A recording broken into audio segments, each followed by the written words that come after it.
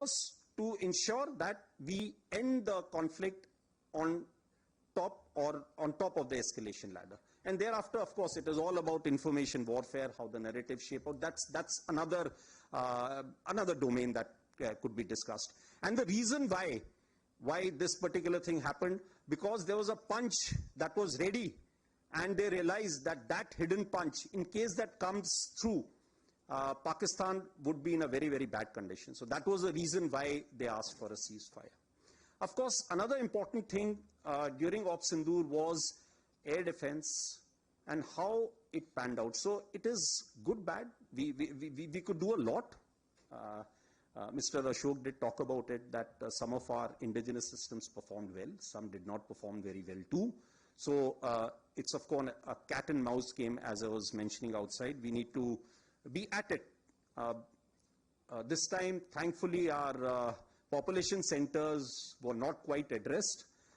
In the next round, we have to be prepared for that. And for that, more and more air defense, more and more counter rocket, artillery, drone sort of a system has to be prepared, for which we have to move very, very fast. So few lessons that I thought I must flag as far as Operation Sindoor is concerned. Firstly, one border, two adversaries. So we saw Pakistan one side, but adversaries were two, and if I would say actually four or three actually. So Pakistan was the front face.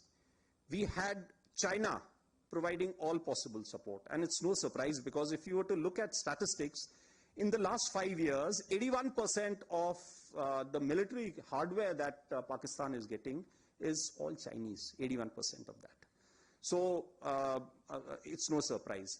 And China, of course, the good old dictum, killed by a borrowed knife, 36 stratagems that China talks about, killed by a borrowed knife. So he would rather use the neighbor to cause pain than getting involved in the mud slinging match on the northern border. So that is what he's seen. And another thing that China perhaps has seen is that he's able to test his weapons against, say, various other weapon systems that are there. It's like a live lab which is available to him. So it's a good, that is what is something we have to be very, very cognizant about. Again, Turkey also played a very important role in providing the type of support that was there. Bayraktar, of course, he's been giving from before. We saw numerous other drones also coming in, landing in the face of war, during the war, along with trained sort of individuals who were there. The next important lesson is the importance of C4ISR and civil military fusion. There is a lot to be done as far as this domain is concerned.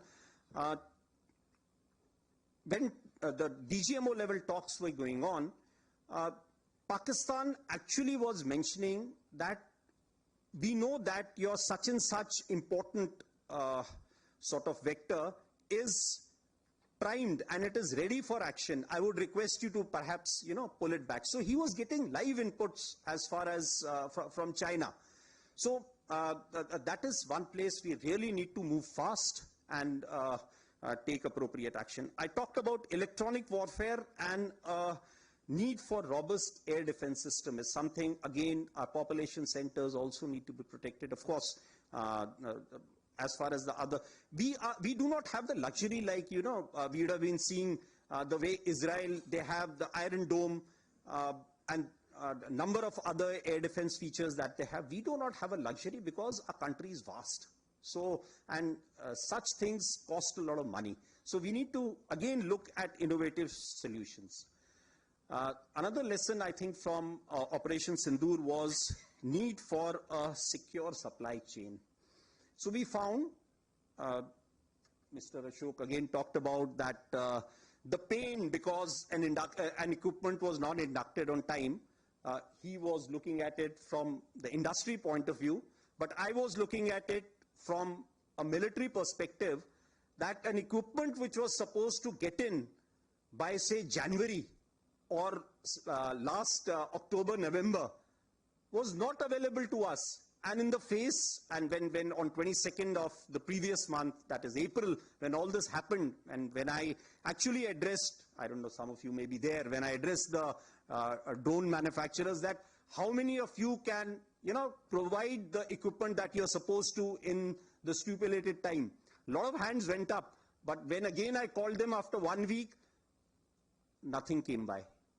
The reason is because our supply chains. We are still dependent on a lot of things from outside. Had all those equipment been made available, the story may have been a little different, right? So it is both sides. We need to look at that.